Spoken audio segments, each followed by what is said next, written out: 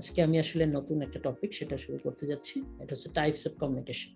যোগাযোগের যে ধরনগুলো আছে সেই ধরনগুলো কি, কি এবং সেই প্রেক্ষাপটে আমরা আজকের ১ম ক্লাসটি সেটা করতে যাচ্ছি। তো এই ক্ষেত্রে আমি ১ম এই বলতে চাই আমরা যে টাইপস নিয়ে কথা বলছি এই টাইপস এর ব্যাপারটা কিভাবে আসলে আসলো, তাই না? আমরা তো যোগাযোগ নিয়ে এর আগে যখন সংজ্ঞাগুলো পড়েছি, আমরা যখন যোগাযোগের মডেলগুলো পড়েছি তখন কিন্তু আমরা দেখেছি যে সেইখানে যোগাযোগের কিছু এলিমেন্টস রয়েছে। যোগাযোগ বলতে কি বোঝায়, কোন, কোন বিষয়গুলো, কোন, কোন উপাদানগুলো যোগাযোগের ভিতরে রয়েছে সেগুলো নিয়েও আমরা একটা ভালো বলা যায় যে ডিসকাশন সেটা করেছি এবং তোমরা ইতিমধ্যে সেই জায়গাগুলোতে ধারণা পেয়েছো। তো আজকে আমরা যোগাযোগের যে টাইপস বা যে ধরনগুলো নিয়ে আলোচনা করছি এই ধরনগুলো বেসিক্যালি হচ্ছে যোগাযোগে যারা অংশগ্রহণ করেছে তাদের সংখ্যা, যে মিথস্ক্রিয়া সেইগুলো সহ পারিপার্শ্বিক কিছু অবস্থা বিবেচনা করে এই টাইপসগুলো করা হয়েছে। এই টাইপসের ক্ষেত্রে আমরা দেখি যে ৫ ধরনের যোগাযোগের কথা আমরা বলছি। ৫ ধরনের যোগাযোগের ভেতরে ১ম যে যোগাযোগের কথা আমরা বলছি সেটা হচ্ছে ইন্টারপার্সোনাল কমিউনিকেশন। আমি যদি আরেকটু উপরে যাই, ১ম এই বলবো আমরা ইন্ট্রাপার্সোনাল কমিউনিকেশন। দেন হচ্ছে আমাদের ইন্টারপার্সোনাল কমিউনিকেশন। এরপরে হচ্ছে আমরা বলছি গ্রুপ কমিউনিকেশন। গ্রুপ কমিউনিকেশন পরে আমাদের পাবলিক কমিউনিকেশন এবং পাবলিক কমিউনিকেশনের পরেই আমাদের রয়েছে আমাদের ম্যাস কমিউনিকেশন। এই ৫ ধরনের কমিউনিকেশন আমরা কথা বলছি এবং এই ৫ ধরনের কমিউনিকেশন বেসিক্যালি হচ্ছে আমরা বলছি যোগাযোগে যারা অংশগ্রহণ করে তাদের যে সংখ্যাটা, যে কতজন পার্টিসিপ্যান্ট রয়েছে যোগাযোগের ক্ষেত্রে।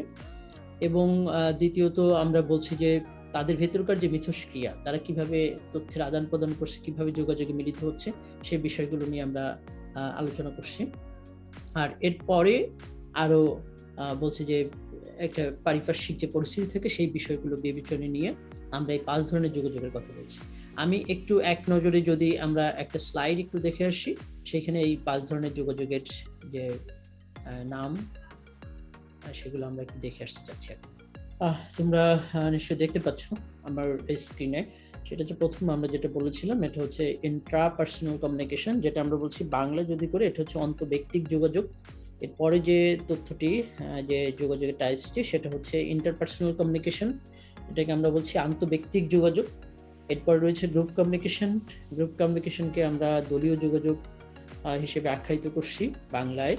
আর এরপর হচ্ছে পাবলিক কমিউনিকেশন। পাবলিক কমিউনিকেশনকে আমরা বলছি জনযোগাযোগ এবং ফাইনালি আমরা বলছি ম্যাস কমিউনিকেশন। ম্যাস কমিউনিকেশনকে আমরা বলছি গণযোগাযোগ। তো এটা ছিল আমাদের এই ৫ ধরনের যোগাযোগ নিয়ে আলোচনা। এখন আমরা আবার ফিরে যাচ্ছি আমাদের এই যে টাইপসগুলো আছে, যে ধরনগুলো রয়েছে সেই ধরনগুলো সম্পর্কে আমরা একটু বিস্তারিত আলোচনা করার চেষ্টা করব। সেখানে উদাহরণস্বরূপ আমরা কিছু বিষয়ে আলোচনা করে নিজেরা বোঝার চেষ্টা করব এবং আমার ধারণা তখন আমাদের যে অস্পষ্টতা যদি থাকে কিছু সেটা আরো পরিষ্কার হয়ে যাবে। তো আমি আবার ফিরে আসছি আমাদের ডিসকাশনে। আমরা ১ম এ যেটা দেখলাম সেটা হচ্ছে ইন্ট্রাপার্সোনাল কমিউনিকেশন এবং এটা আমরা বাংলা করলাম যে অন্তঃব্যক্তিক যোগাযোগ। এখন আমরা যদি একটু খেয়াল করি, যখন একজন মানুষ প্রথমত তার যোগাযোগের যে জায়গাটা সৃষ্টি হচ্ছে সেটা হচ্ছে নিজের থেকে, তাই না? আমি এখন তোমাদের সঙ্গে কথা বলছি কিন্তু কথা বলার আগে বা প্রতিটা মুহূর্তেও আমি কিন্তু আমার নিজের সঙ্গে আবার যোগাযোগ করছি। আবার এমনও থাকে যখন হয়তো আমি একাকিত্ব অনুভব করছি বা একা থাকছি, তখনও যেটা হয় আমি নিজের সঙ্গে নিজে নিয়ে নানা ধরনের আলাপ আলোচনা ডিসকাশন করে থাকি।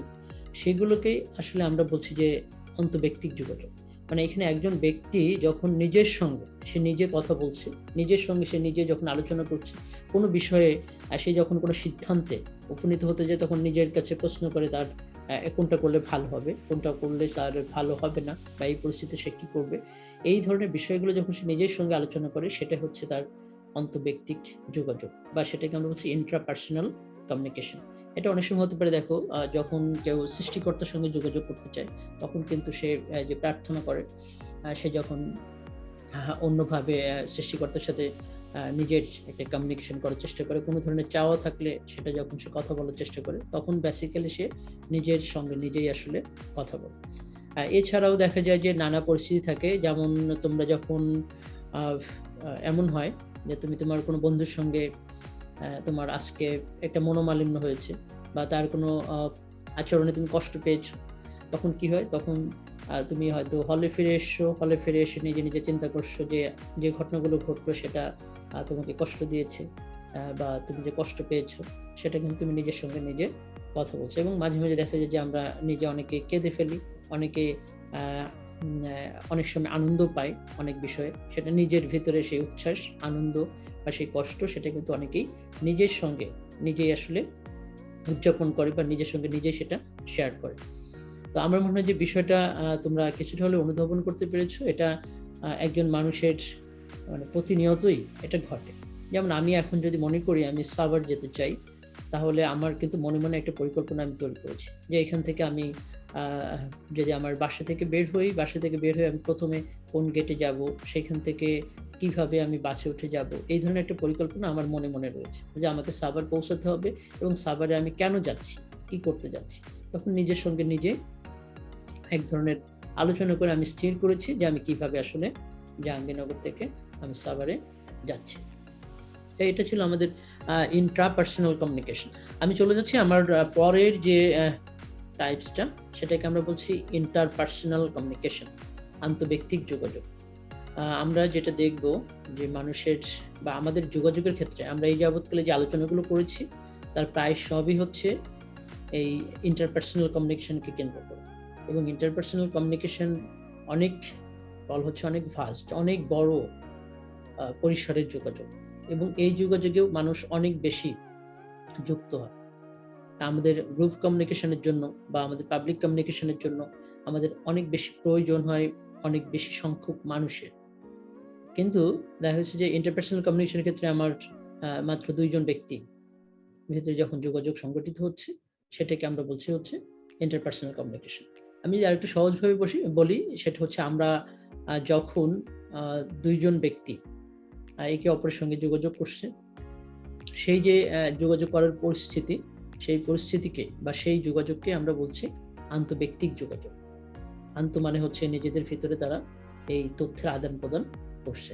এটা খুবই আমি বলবো যে খুবই কমন, সাধারণ, তাই আমরা এই ধরনের যোগাযোগে লিপ্ত হই। তুমি তোমার বন্ধুর সঙ্গে যখন কথা বলছো, তুমি যখন তোমার শিক্ষকের সঙ্গে কথা বলছো, তুমি যখন তোমার বাবার সঙ্গে কথা বলছো, তোমার মায়ের সঙ্গে কথা বলছো, তুমি যখন তোমার বন্ধুর পাশাপাশি তোমার ভাই বোন বা আত্মীয় স্বজন যার সঙ্গে কথা বলছো, দেখা যায় অধিকাংশ সময় আমরা এই ধরনের আন্তঃব্যক্তিক যোগাযোগে লিপ্ত হই। তো এই ধরনের পরিস্থিতি আমরা প্রায় এই ধরনের যোগাযোগের পরিস্থিতিতে আমরা যুক্ত থাকি, সম্পৃক্ত থাকি। তাহলে আমরা এখন যে আলোচনাটা করলাম সেটা হচ্ছে যে আমাদের ইন্টারপার্সোনাল কমিউনিকেশন হচ্ছে যখন 2 জন ব্যক্তি একে অপরের সঙ্গে যোগাযোগ করছে এবং তাদের ভেতরকার তথ্যের আদান প্রদান করছে, সেটাকে আমরা বলছি আন্তঃব্যক্তিক যোগাযোগ। এবং তোমরা যে সংজ্ঞাগুলো পড়েছো, সংজ্ঞাগুলোর ক্ষেত্রে দেখবে অধিকাংশ সময়ে যে সংজ্ঞাগুলো দেওয়া হয়েছে সেগুলো এই আন্তঃব্যক্তিক যোগাযোগের কথা অধিকাংশ সময় উল্লেখ করে আসলে সংজ্ঞাগুলো দেওয়ার চেষ্টা করা হয়েছে। আর এরপরে যদি আমরা চলে যাই, এরপরে হচ্ছে আমাদের যে আলোচনাটি সেটা হচ্ছে গ্রুপ কমিউনিকেশন।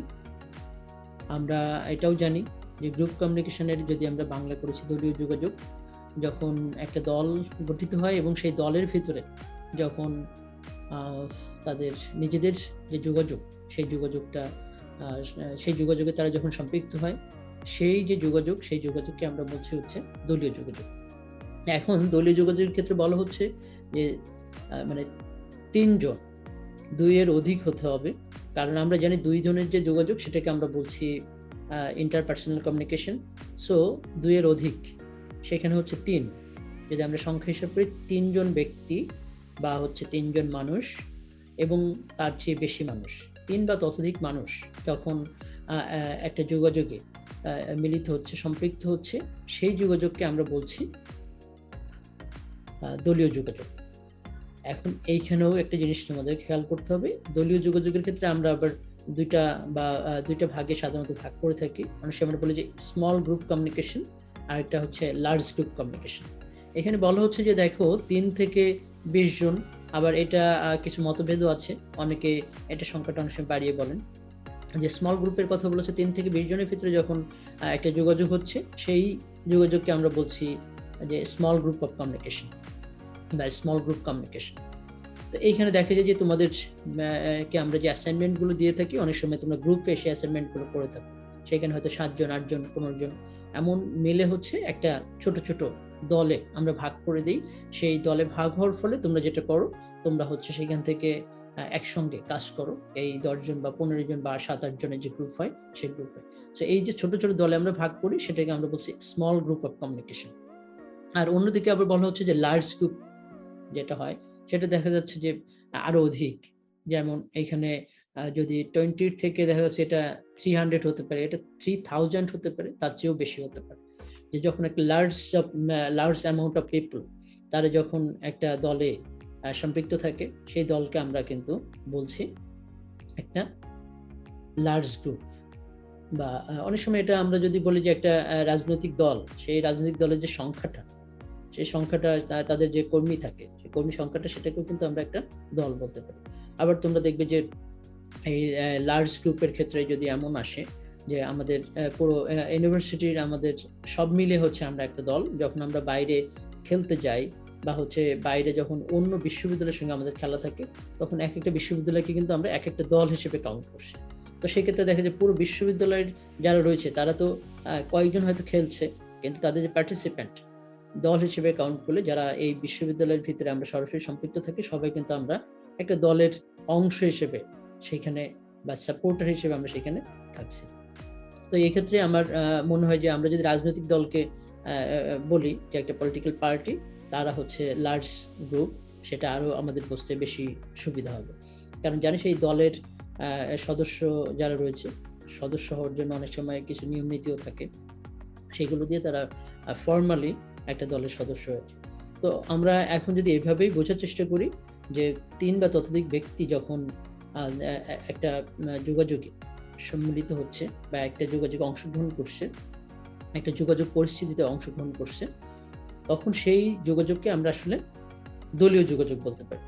এবং সেই দলীয় যোগাযোগের ক্ষেত্রে আমরা বলছি দুইটা টার্ম, একটা হচ্ছে যে স্মল গ্রুপ কমিউনিকেশন, আর একটা আমরা বলছি যে লার্জ গ্রুপ কমিউনিকেশন। তো স্মল গ্রুপের ক্ষেত্রে আমরা বলছি 3 থেকে 20 জনের ভিতরে থাকলে সেটাকে আমরা স্মল গ্রুপ বলছি, আর 20-এর উপরে যখন যাচ্ছে, সেটাকে আমরা আস্তে আস্তে দেখবো যে 3 থেকে 20 এবং 20-এর পরে আরো যদি বেশি হয়, সেটাকে আমরা বলছি যে লার্জ গ্রুপ। যখন সংখ্যাটা অনেক বেড়ে যাচ্ছে, সেটাকে আমরা লার্জ গ্রুপ বলতে পারি। তো এটা হচ্ছে আমাদের যে গ্রুপ কমিউনিকেশন, সেই গ্রুপ কমিউনিকেশনের আলোচনা। আমার মনে হয় আমাদের বুঝতে খুব একটা সমস্যা হওয়ার কথা না, কারণ আমরা যেভাবে আলোচনায় সামনের দিকে অগ্রসর হয়েছি, পিছনে যে বিষয়গুলো জেনেছি, সেখানে এই বিষয়গুলো আমাদের কিছুটা হলেও বোধগম্য হবে। আর তোমাদের যদি কোনো কোশ্চেন থাকে, তোমরা এখন একটু নোট ডাউন করে রাখতে পারো। আমি যখন টাইপসটা পড়ানো শেষ করব, তখন আমরা কোশ্চেনগুলো নিয়ে সেটা নিয়ে আবার ডিসকাশন করব। আমি সেই সুযোগটা তোমাদেরকে অবশ্যই দিই। তো ওকে, এরপরে আমরা চলে যাচ্ছি আমাদের পাবলিক কমিউনিকেশন, যেটাকে আমরা বলছি জনযোগাযোগ। কমিউনিকেশনকে বোঝার জন্য প্রথমে হচ্ছে আমাদের কয়েকটা যদি ক্রাইটেরিয়া আমরা সিলেক্ট করি, যে এই ক্রাইটেরিয়াগুলো দিয়ে আমরা বেসিক্যালি হচ্ছে আমাদের পাবলিক কমিউনিকেশনটাকে ডিফাইন করতে পারবো, যে পাবলিক কমিউনিকেশন কি, বা পাবলিক কমিউনিকেশনের যে কোন বিষয়টাকে আমরা পাবলিক কমিউনিকেশন বলছি, বা কোন যোগাযোগকে আমরা জনযোগাযোগ হিসেবে অভিহিত করব, সেটা যদি ক্রাইটেরিয়াগুলো আমরা প্রথমে একটু আলোচনা করি, তাহলে আমাদের কাছে আরো স্পষ্ট হবে। এক্ষেত্রে আমি প্রথম যেটা বলবো যে এটা হচ্ছে সোশ্যাল একটা প্রোগ্রাম। ধরো সামাজিক কোনো প্রোগ্রাম হিসেবে যখন কোনো যোগাযোগ পরিস্থিতি সৃষ্টি হয়, এটা হচ্ছে একটা প্রথম একটা ক্রাইটেরিয়া। দ্বিতীয় আমরা বলছি এটা হচ্ছে পাবলিক প্লেসে হতে হবে। এই যে পাবলিক প্রোগ্রাম মানে সোশ্যাল প্রোগ্রাম, এবং সেটা একটা পাবলিক প্লেসে হবে, মানে এটা ঘরের ভিতরে সাধারণত হবে না, খুবই ইনডোর একটা প্রোগ্রাম হবে না, একটু হতে পারে বড় কোনো সেমিনার হল, যেটা পাবলিক মানে হচ্ছে যে আমরা জানি পাবলিক বলতে হচ্ছে যেখানে যে কোনো মানুষের মানে ঢোকার বা বের হওয়ার পরিবেশ থাকে। অনেক সময় যদি আমরা এটাকে বলি, ধরো যে রাজনৈতিক দলের যে তোমার আলোচনা সভা বা আলোচনা অনুষ্ঠান থাকে, যেখানে অনেক সময় অনেক নেতৃবৃন্দ তারা আসেন, বক্তব্য দেন, এটা যদি একটা মাঠের কথাও চিন্তা করি, সেটাও কিন্তু একটা পাবলিক প্লেস হতে পারে। যে আমাদের যেমন এখন যদি একটা উদাহরণ আমরা নিয়ে আসি, ধরো আমাদের সেন্ট্রাল যে ফিল্ড আছে, কেন্দ্রীয় যে মাঠটি আছে জাহাঙ্গীরনগর বিশ্ববিদ্যালয়ের, এই কেন্দ্রীয় মাঠে যদি আমরা কোনো আলোচনা অনুষ্ঠানের অ্যারেঞ্জ করি, যে অ্যারেঞ্জটা হয়তো কোনো পলিটিক্যাল দল যদি করে, সেটা হচ্ছে একটা পাবলিক প্রোগ্রাম হতে পারে, সোশ্যাল প্রোগ্রাম হতে পারে, আবার অনেক সময় এটাকে আমরা বলছি যে একটা পাবলিক প্লেস হতে পারে। এরপরে যদি থার্ড যে ক্রাইটেরিয়া আমরা যদি যাই, যে এটা হচ্ছে যে pre planned and fixed topic and guest.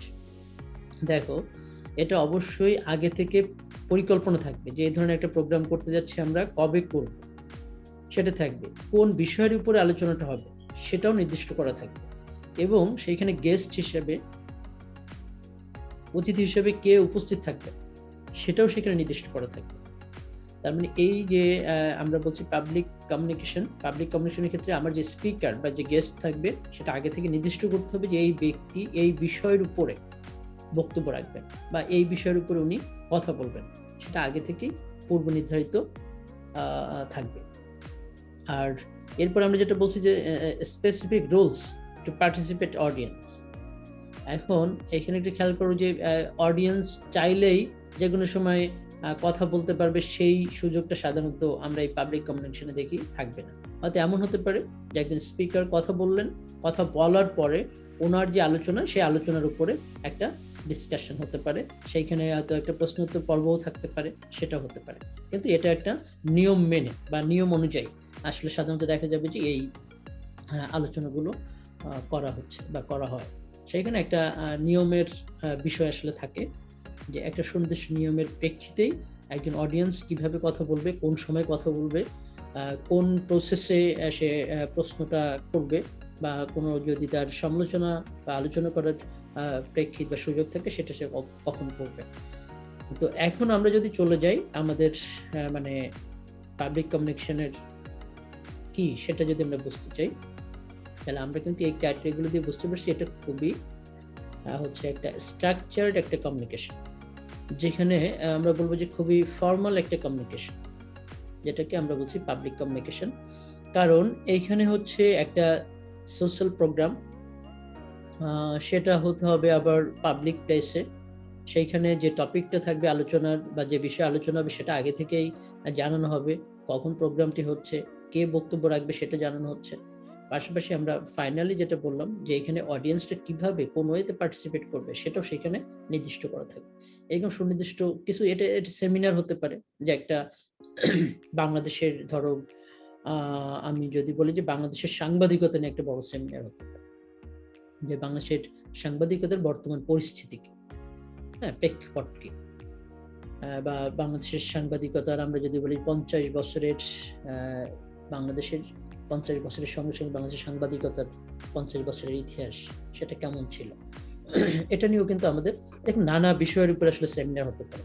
তো সেমিনারগুলো তোমরা যদি কেউ সেমিনার পার্টিসিপেট করে থাকো, তোমরা দেখবে যে সেমিনারগুলো খুব স্ট্রাকচার্ড থাকে, এবং সেইখানে একজন মূল প্রবন্ধ উপস্থাপন করেন একজন থাকেন, তারপর সেই প্রবন্ধের উপরে বা সেই বিষয়ের উপরে আলোচক যারা থাকেন তারা আলোচনা করেন। এরপরে আবার দেখা যায় যে যারা উপস্থিত অতিথিবৃন্দ থাকেন তারাও কথা বলেন, আবার দেখা যায় যারা অডিয়েন্স থাকেন, দর্শক থাকেন, তারাও ওই বিষয়ে আলোচনা করেন, প্রশ্ন করেন, বা হচ্ছে অনেক সময় নিজেদের মতামত সেটার সঙ্গে যুক্ত করেন। তো এই ধরনের যে প্রোগ্রামগুলো হয়, সেই প্রোগ্রামগুলো বা সেই যোগাযোগগুলোকে আমরা বলছি পাবলিক কমিউনিকেশন। তো এটা ছিল পাবলিক কমিউনিকেশন। এরপরে আমরা চলে যাব আমাদের আরেকটি আলোচনায়, সেই আলোচনাটাতে আমরা বলছি আমাদের ম্যাস কমিউনিকেশন। আমরা জানি যে আমাদের সাবজেক্টের সাথে অনেক বেশি related, mass media, mass communication, এগুলো অনেক বেশি কানেক্টেড। তো আমরা যদি এখন চলে যাই যে ম্যাস কমিউনিকেশন বলতে আসলে আমরা কি বুঝি, তো ম্যাস কমিউনিকেশন বলতে আমরা কি বুঝি এটা আলোচনা করার আগে আমি তোমাদেরকে একটা সংজ্ঞা সেটা একটু দেখাতে চাচ্ছি। কারণ আমরা যদি এই সংজ্ঞাটির প্রেক্ষিতে আলোচনা করি তাহলে আমাদের বুঝতে অনেক সহজ হবে যে গণযোগাযোগ আসলে কি বা গণযোগাযোগ কি, সেটা আমাদের বুঝতে খুব সহজ হয়ে যাবে। চার্লস রাইট উনি যে সংজ্ঞাটি দিয়েছেন ম্যাস কমিউনিকেশন সম্পর্কে, উনি বলছেন mass communication is a process in which the message is simultaneously directed towards a relatively large, scattered, heterogeneous and anonymous audience with the help of the medium developed for the purpose. আমরা just এতটুকু আলোচনা করি, এবং আমি কয়েকটি জায়গায় একটু mark করে রেখেছি যে এই জায়গাগুলো নিয়ে যদি আমরা একটু ডিসকাস করি, আমাদের জন্য খুব সহজ হয়ে যাবে যে আসলেই ম্যাস কমিউনিকেশন কি, সেটা আমাদের বুঝতে কোনো প্রবলেম আসলে আর হবে না। তো এখন আমরা যেটা দেখলাম যে এখানে বলা হচ্ছে প্রথমত যে গণযোগাযোগ হচ্ছে সেই যোগাযোগ যেখানে সিমিলটানেসলি মানে হচ্ছে একই সঙ্গে যে আমার যে অডিয়েন্স থাকবে তারা একই সঙ্গে পার্টিসিপেট করবে। হ্যাঁ, আমরা কিন্তু একটা জিনিস জানি যে গণমাধ্যম কি, তাই না? গণমাধ্যমের মাধ্যমে সাধারণত দেখা যাচ্ছে যে আমার গণযোগাযোগটা সংঘটিত হচ্ছে। তো এইখানে আমি যে জিনিসগুলো মার্ক করেছিলাম তার ভিতরে একটা ছিল সিমিলটানেসলি মানে অ্যাট এ টাইম। এখন খেয়াল করে দেখো যে আমাদের একটা নিউজ চ্যানেল, সেই নিউজ চ্যানেল যদি যে সংবাদটি প্রচার করছে সেটা অ্যাট এ টাইমে আমরা কি করছি, বিভিন্ন জায়গা থেকে কিন্তু সেটা পড়ার সুযোগ পাচ্ছি বা দেখার সুযোগ পাচ্ছি বা শোনার সুযোগ পাচ্ছি।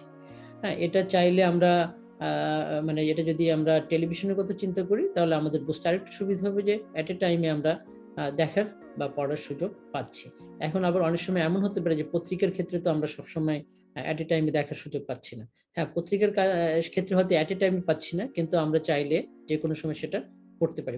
পত্রিকার ক্ষেত্রে এটা আরেকটু ফ্লেক্সিবল।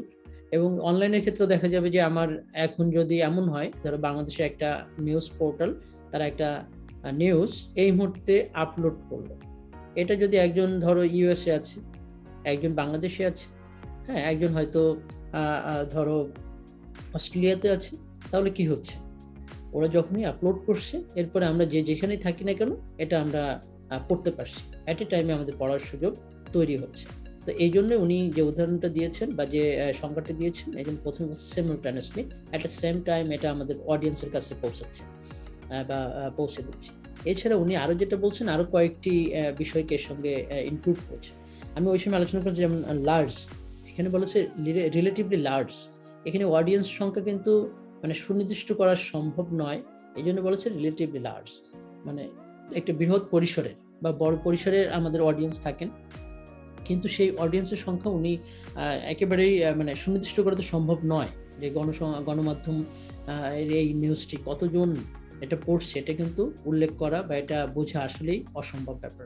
যেমন অনেক সময় থাকে যে আমার কম্পিউটারে আমি একটা নিউজ হয়তো ওপেন করলাম, কিন্তু একটা নিউজ ওপেন করে তো আমরা 3 জন বা 2 জন বা তার বেশি লোকও কিন্তু একটা নিউজ পড়তে পারে। সো এটা আসলে সুনির্দিষ্ট করা যায় না, সেই জন্য বলছে রিলেটিভলি লার্জ, একটা বড় সংখ্যক দর্শক বা একটা বড় সংখ্যক আমাদের পাঠক, সেটা হচ্ছে এই তথ্যগুলো তারা দেখবে। এরপরে বলা হচ্ছে যে স্ক্যাটার্ড মানে হচ্ছে যে বিভিন্ন জায়গায় ছড়িয়ে ছিটিয়ে থাকবে। যেমন এখানকার অডিয়েন্স কিন্তু গ্রুপ কমিউনিকেশনের মতো একই জায়গায় থাকবে সবসময়, সেটা না হতে পারে।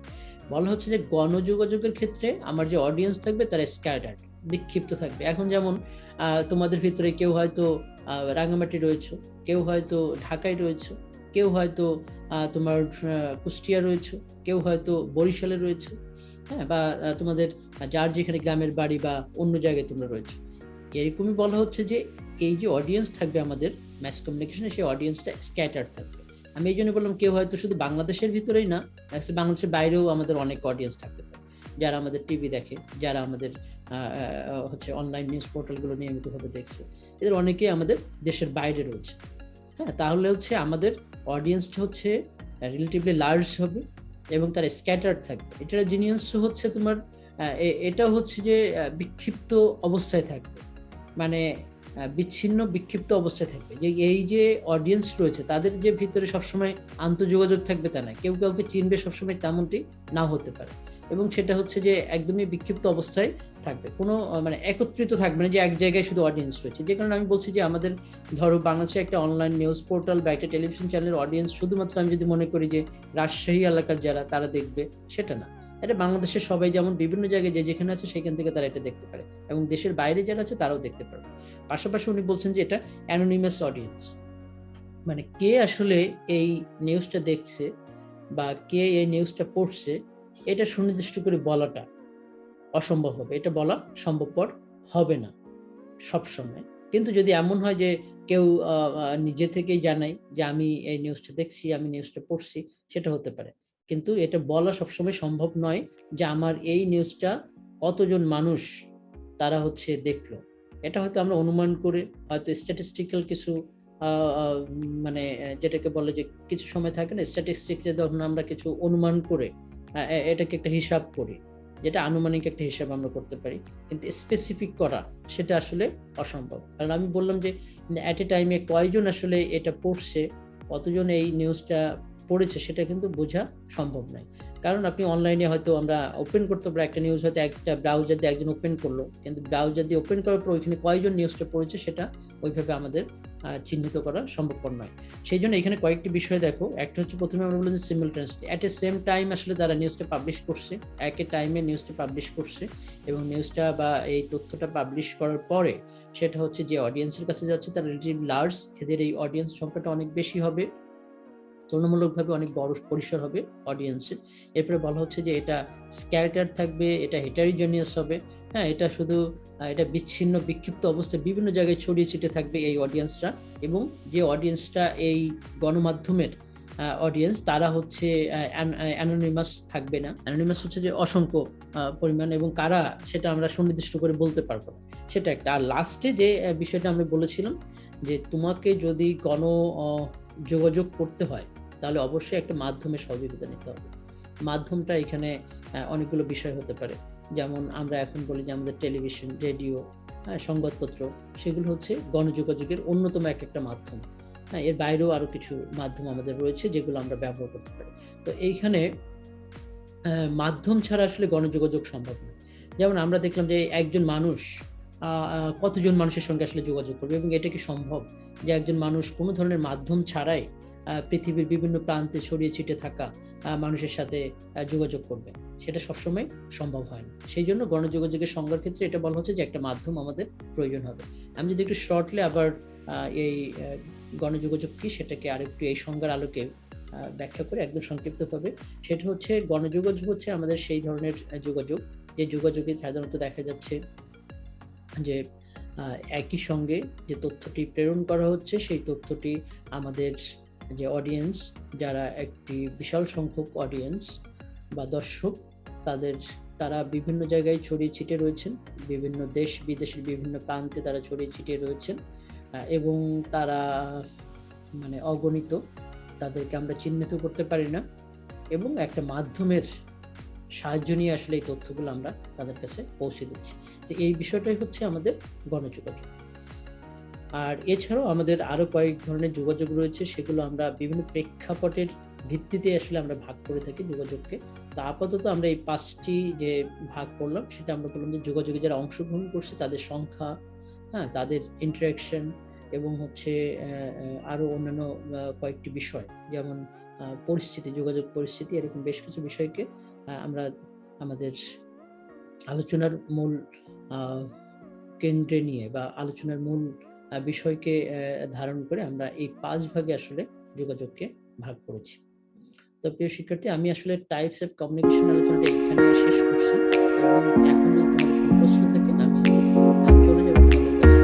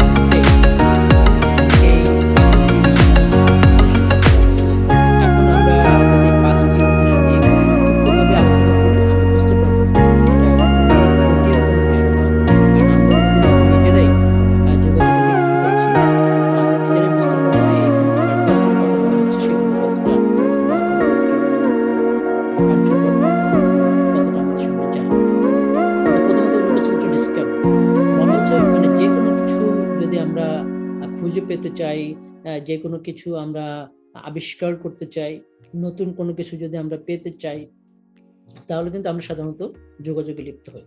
এটা নতুন নতুন যে কোনো বিষয় যদি আমাদের কাছে চলে আসে, তোমরা দেখবে যে সেই নতুন নতুন বিষয়গুলো জানার জন্য আমাদের কি করতে হয়? যোগাযোগ করতে হয়। নতুন বিষয় অনেক কিছুই হতে পারে।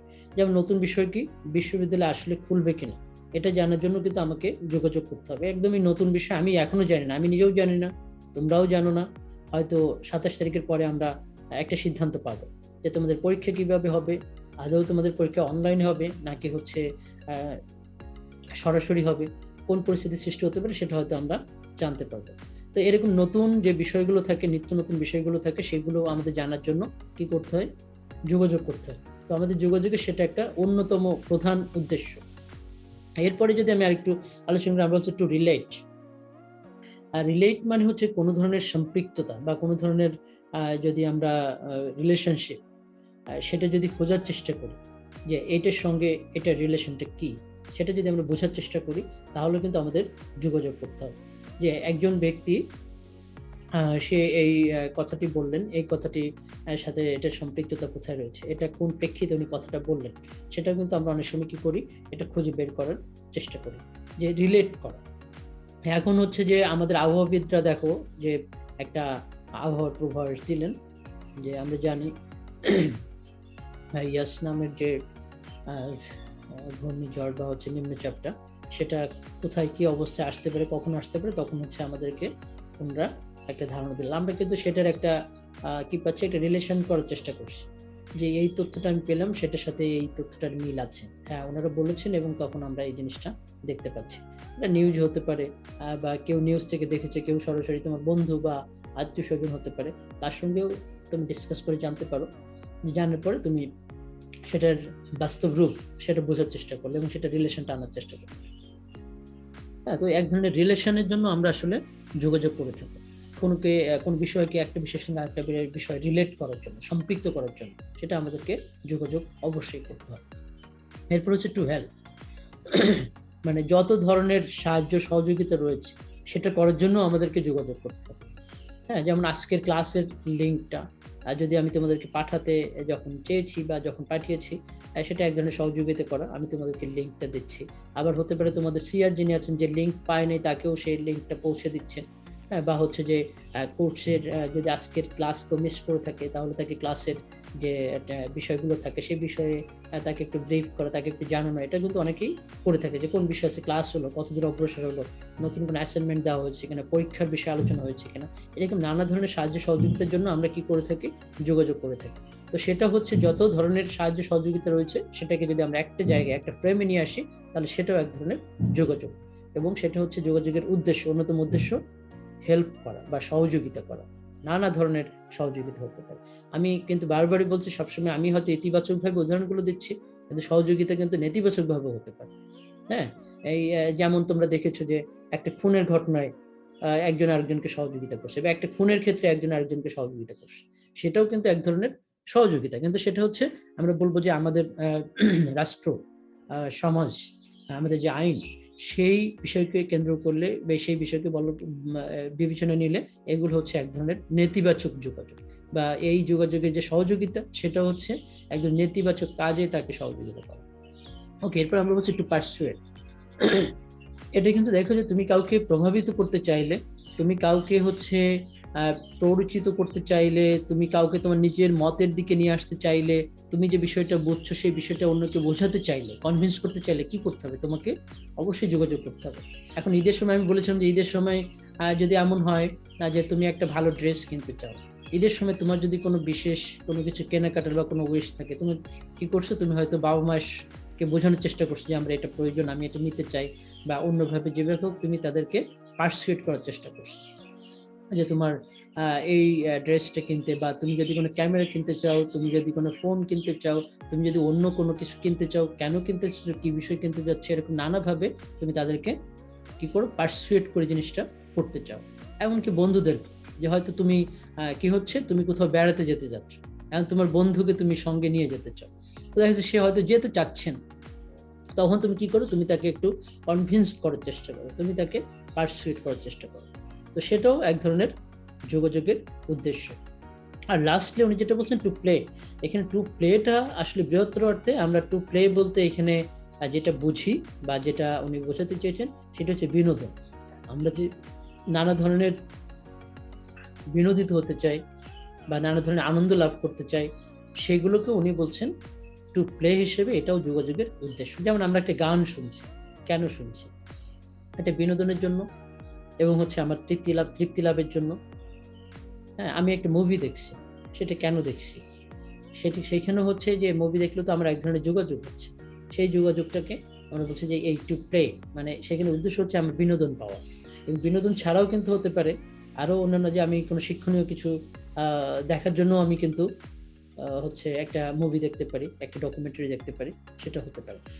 আর আমি এখানে বলছি যে আমরা প্রথম যে আলোচনাটি করছি, এই আলোচনাটাই এই যে 5টি, তো এটা ছিল ওনার জায়গা থেকে এই 5টি উদ্দেশ্যের কথা। আর পাশাপাশি আমি একটু আলোচনা করব আরো একটি বই থেকে আরো 7টি উদ্দেশ্যের কথা। আমরা এই 7টি উদ্দেশ্য, এই 7টি উদ্দেশ্যের আলোচনার পরে আমরা আসলে একটা ছোট্ট ডিসকাশনে যাব, যেখানে তোমাদের যদি কোনো প্রশ্ন থাকে সেই প্রশ্নগুলো আমি তখন একসঙ্গে আলোচনা করব। এরপরে হচ্ছে আমাদের আমি আজকে আরেকটা বইয়ের নাম বলছি। এটা হচ্ছে, বইটির নাম হচ্ছে more than words an introduction to communication. খুবই ছোট্ট একটি বই, কিন্তু বইয়ের যে কন্টেন্টগুলো আছে সেটা একদম বেসিক জায়গায় তোমাদের জন্য অনেক উপকারী হবে। আমি হয়তো পরবর্তীতে তোমাদেরকে এটার নাম সহ, বই এবং লেখকের নাম সহ এটাও দিয়ে দিব। ওনাদের এই বইয়ে যোগাযোগের 7টি উদ্দেশ্যের কথা বলেছে। দেখো, এখানে প্রথমে বলা হচ্ছে ইনফরমেশন, এরপরে রিলেশনশিপস, এরপরে পারসুয়েশন, এরপর পাওয়ার, এরপর বলা হচ্ছে ডিসিশন মেকিং, 6 হচ্ছে সেলফ এক্সপ্রেশন, 7 হচ্ছে making sense of the world. এই 7টি পয়েন্টের কথা বলেছেন রিচার্ড ডিমব্লেবি অ্যান্ড গ্রেইম বার্টন। আমি তাদের বইয়ের নামটা এখানে আছে, দেখো, more than words an introduction to communication. এই বইয়ে ওনারা এই টপিকগুলোর কথা বলেছেন। তো আমি আলোচনায় আবার ফিরে আসছি। আমাদের পরের যে 7টি পয়েন্ট সেটা নিয়ে একটু সংক্ষিপ্তভাবে আলোচনা করি। আমার ধরনের পয়েন্টগুলো খুবই মানে সহজই তোমরা বুঝবে, পাশাপাশি হচ্ছে আমি আরেকটু ডিসকাশন করলে তোমরা আরেকটু ক্লিয়ার হবে। তো প্রথমটা বলছে ইনফরমেশন। ইনফরমেশন ছাড়া আসলে এখন বলা হচ্ছে যে ইনফরমেশনের যুগ, তাই না? আমরা তথ্য যুগে বসবাস করছি। তো এখন শুধু না, সবসময় তথ্য ছিল, মানে মানুষ সৃষ্টির শুরু থেকেই বা তার আগে থেকেই তথ্য আসলে ছিল, তথ্য তো এক্সিস্ট করছে সবসময়। এখন বলছে যোগাযোগ করা হচ্ছে প্রধানত তথ্যের জন্য, তথ্য পাওয়া, তথ্য দেওয়া, হ্যাঁ, তথ্যের আদান প্রদানের জন্য কিন্তু আমরা যোগাযোগ করি। তো আমাদের যোগাযোগের অন্যতম যে উদ্দেশ্য সেটা হচ্ছে তথ্যের আদান প্রদান। তথ্য নানা ধরনের হতে পারে, সেটা নিয়ে আমরা এইখানে আলোচনায় যাচ্ছি না। আমরা এতটুকুই এখন জানার চেষ্টা করি যে তথ্যের আদান প্রদানের জন্য আমরা যোগাযোগ করি। সেটা যে কোনো ধরনের তথ্য, সেটা ভালো তথ্য হতে পারে, সেটা খারাপ তথ্য হতে পারে, সেটা হচ্ছে ভয়ঙ্কর তথ্য হতে পারে, সেটা খুব সাধারণ তথ্য হতে পারে, সেটা হাসির তথ্য হতে পারে, সেটা কান্নার তথ্য হতে পারে। হ্যাঁ, সো এই নানা ধরনের মানে তথ্য রয়েছে। তো সেখানে আমরা শুধু প্রাথমিকভাবে বলবো যে কোনো ধরনের তথ্যের আদান প্রদানের জন্য আমরা আসলে কি করছি? যোগাযোগ করছি। আমাদের অন্যতম উদ্দেশ্য হচ্ছে তথ্যের আদান প্রদান। সেকেন্ডলি ওনারা যেটা বলেছেন সেটা হচ্ছে রিলেশনশিপ। তুমি দেখো যে আমাদের যে কোনো ধরনের রিলেশনশিপ তৈরি করা বা রিলেশনশিপ ভেঙে দেওয়া, এগুলোর জন্যও কিন্তু তোমাকে আসলে যোগাযোগ করতে হবে। নতুন নতুন সম্পর্ক তৈরি হয়। তোমরা যারা এখন এই ক্লাসের একসঙ্গে রয়েছো, তোমাদের সবার সঙ্গে না হলেও অধিকাংশের সঙ্গে আসলে আগে, ধরো জাহাঙ্গীরনগর বিশ্ববিদ্যালয়ে ভর্তির আগে অধিকাংশের সঙ্গে যোগাযোগ ছিল না। তার মানে হচ্ছে এরপরে কেন তোমাদের সঙ্গে এই যোগাযোগটা তৈরি হয়েছে বা তোমাদের এই যোগাযোগের উদ্দেশ্য কি? এখানেও কিন্তু তোমরা একটা সম্পর্কে আবদ্ধ হচ্ছে। সম্পর্কটা কি? তোমাদের বন্ধু, নতুন নতুন বন্ধু তৈরি হয়েছে। আবার এর ভিতরে দেখো অনেক বন্ধুর সঙ্গে হয়তো তোমার সম্পর্ক ডিটেরিয়েট করেছে।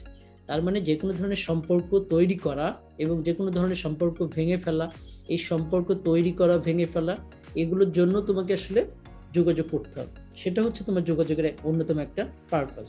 আমরা একটু পজিটিভলি যদি করি, তাহলে যে কোনো ধরনের মানে সম্পর্ক বিল্ড আপের জন্যই আমাদেরকে যোগাযোগ করতে হয়। এটা হচ্ছে যোগাযোগের অন্যতম একটা পারপাস। এরপর অন্য যেটা বলছেন পারসুয়েশন। আমরা কিন্তু আগেও আলোচনা করেছি যে পারসুয়েশনটা সবসময় রয়েছে, যে আমার নিজের মতের দিকে বা আমি যেভাবে চিন্তা করছি সেইভাবে অন্যদেরকে নিয়ে আসা, বা কোনো বিষয়ে যদি কেউ ভুল পথে যেতে থাকে তাকে ফিরিয়ে আনা, তাকে বোঝানো। সেই জন্য আমরা কি করি, আমরা তাদেরকে পারসুয়েট করি। আমি কথার মাধ্যমে হতে পারে, হ্যাঁ, সাধারণত দেখা যাচ্ছে আমি কথা বলে তাকে কনভিন্স করে আমার নিজের মতের দিকে আনার চেষ্টা করছি। তুমি হয়তো তোমার বন্ধুকে করার চেষ্টা করছো, তোমার ছোট ভাই বোনদেরকে করার চেষ্টা করছো, নানাভাবে নানাজনকে আমরা পারসুয়েট করে নিজের মতের দিকে আনার চেষ্টা করি। এটাও আমাদের যোগাযোগের অন্যতম আরেকটা উদ্দেশ্য। এরপর বলা হচ্ছে পাওয়ার। আসলে মানে এই পাওয়ার শব্দটা তো এমন একটা শব্দ যে পাওয়ার যখনই আমরা বলি তখন অনেক কিছুই, আমরা যেভাবে বড় হয়েছি, যে বিষয়গুলো নিয়ে চিন্তা করেছি, যেভাবেই ক্ষমতাটাকে দেখেছি, সেই বিষয়গুলো আমাদের ব্রেনে বা আমাদের মাথার ভিতরে স্ট্যাক করে। তো এইখানে খেয়াল করে দেখো, পাওয়ার বলতে অনেক সময় থাকে যে অনেকে ক্ষমতা দেখানোর জন্য তারা হচ্ছে তাদের যোগাযোগ করতে হয় ক্ষমতাটা বা পাওয়ারটাকে এক্সারসাইজ করার জন্য। যেমন ধরো একজন কর্মচারীকে তার যে প্রভু থাকেন বা যিনি মালিক থাকেন, তিনি কি করেন, তার পাওয়ারটা দেখানোর জন্য যে এটা কর, ওইটা নিয়ে আয়, হ্যাঁ, বা এইটা দে, এইখানে এটা করিস, এরকম যে অর্ডার করা, এগুলোর জন্য মানে তুমি তোমার পাওয়ারটা এক্সারসাইজ করার জন্য অনেকে আসলে যোগাযোগ করতে হয়। আবার পাওয়ার মানে সবসময় যে আমরা এরকম নেতিবাচক ভাবে দেখবো সেটা না, এটা কিন্তু অনেক সময় ইতিবাচক ভাবেও হয়। কারণ শাসন করা, বাবা মা তো সন্তানদেরকে শাসন করে, শাসন করার জন্য কি হয়, হয়তো বকা দেন, সেটাও তো এক ধরনের যোগাযোগ, এবং সেটাও একটা উদ্দেশ্য যে বকা দিয়ে তাকে হচ্ছে ভুল পথ থেকে ভালো একটা পথে নিয়ে আসে। সেটার জন্য আসলে দেখা যায় যে এটা মানে ক্ষমতার যে প্রয়োগটা সেটা কিন্তু থাকে। তো এই ক্ষমতাটাকে আমি বলছি না যেটা নেতিবাচক, পাওয়ার সবসময় নেতিবাচক যে সেটা নয়, এটা আসলে ইতিবাচক ভাবে এটার প্রয়োগ ঘটানো যায়। হ্যাঁ, কেউ যদি দেখা যাচ্ছে যে কেউ বিপদে আছে, তাহলে কি অনেক সময় থাকে না যে প্রশাসনকে আমরা একটু দেখা যাচ্ছে, প্রশাসন মানে আমি বলছি যে যে কোনো ধরনের প্রশাসন, তাদেরকে অনেক সময় আমরা একটু জোর করে জবরদস্তি করে তাদেরকে দিয়ে কোনো একটা বিষয় আদায় করে নেওয়া, এবং এই আদায় করাটা হচ্ছে অনেক সময় পজিটিভলি হতে পারে। হ্যাঁ, সবসময় যে আদায় করাটা নেগেটিভ সেটা না, সেখানেও কিন্তু এক ধরনের ক্ষমতা রয়েছে। আমরা দেখেছি যে ধরো এই যে ভাষা আন্দোলনে কি হলো, ভাষা আন্দোলনে যারা প্রাণ দিলেন, তাই না, সেটা কিন্তু তারা এক ধরনের মানে সেটা হচ্ছে যে জনতার যে শক্তি সবসময় যে যারা ক্ষমতায় থাকবেন তাদের থাকবে সেটা কিন্তু নয়, জনতারও একটা শক্তি আছে, সেটাও এক ধরনের পাওয়ার। জনতার শক্তি তো সবচেয়ে বড় শক্তি। তো এই বড় বড় যুদ্ধে দেখা যায় যে জনতার শক্তি কিন্তু বিজয় লাভ করে, তারা বিজয়ী হয়, হয়তো সময় লাগে, অনেক ত্যাগ স্বীকার করতে হয়, রক্তের বিনিময়েও দেখা যায় শেষ পর্যন্ত হয়তো তারা সেই ক্ষমতার যে সঠিক প্রয়োগ সেটা তারা ঘটাতে পারে। এরপরে যদি আমরা দেখি যে ডিসিশন মেকিং, তুমি অনেক সময় দেখবে যে আমরা সিদ্ধান্ত দেখা যাচ্ছে সিদ্ধান্ত গ্রহণের ক্ষেত্রে বা সিদ্ধান্ত নেওয়ার ক্ষেত্রে অন্যের সহযোগিতা নেই, যে আমি এই কাজটি করতে চাচ্ছি, এটা করার জন্য আমার যে সহযোগিতা প্রয়োজন, যে অন্যের পরামর্শ নেই যে এই কাজটি আমি করলে ভালো হবে কিনা, এই কাজটি আমি করতে পারবো কিনা, এরকম নানা ধরনের ইস্যুস বা বিষয় থাকে, সেটা হচ্ছে ডিসিশন মেকিং। আর এরপর হচ্ছে আমাদের যে আরেক টপিক আছে 6 নম্বর যে পয়েন্টটি, সেটা সেলফ এক্সপ্রেশন। দেখো আগের আলোচনার তুলনায় ওনারা আরেকটু ডিটেল বলার চেষ্টা করেছেন। সেলফ এক্সপ্রেশন হচ্ছে যে আমার নিজের মতামত জানানোর জন্য আমি যোগাযোগ করছি। হ্যাঁ, কোনো একটা বিষয় তোমার ভালো লাগলো, কোনো একটা বিষয় তোমার খারাপ লাগলো, কোনো একটা বিষয়ে যদি তোমার কোনো এক্সপার্ট অপিনিয়ন থাকে, সেটাও তুমি দিতে পারো। তো এটা জানানোর জন্য আমরা আসলে যোগাযোগ করে থাকি।